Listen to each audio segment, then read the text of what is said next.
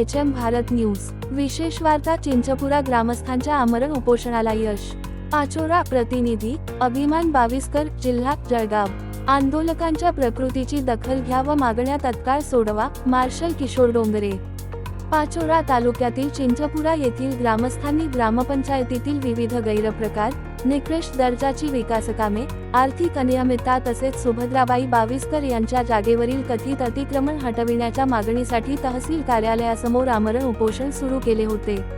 उपोषणकर्ते सुनील सपकाळे व सुभद्राबाई बाविस्कर यांनी ग्रामपंचायतीच्या कामकाजातील कथित गैरव्यवहारांची चौकशी करून दोषींवर कारवाई करण्याची मागणी केली होती.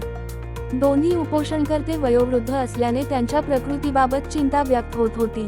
या पार्श्वभूमीवर समता सैनिक दलाचे जिल्हाध्यक्ष मार्शल किशोर डोंगरे यांनी गटविकास अधिकारी सुधाकर मुंडे यांच्याशी दूरध्वनीद्वारे संपर्क साधून आंदोलकांच्या प्रकृतीची गंभीर दखल घेण्याची विनंती केली. त्यानंतर गटविकास अधिकारी सुधाकर मुंडे यांनी संबंधित प्रकरणांची विस्तार अधिकारीमार्फत चौकशी करून दोषींवर योग्य ती कारवाई करण्याचे लेखी आश्वासन दिले. प्रशासनाकडून मिळालेल्या आश्वासनानंतर तहसील कार्यालयासमोर सुरू असलेले आमरण उपोषण स्थगित करण्यात आले.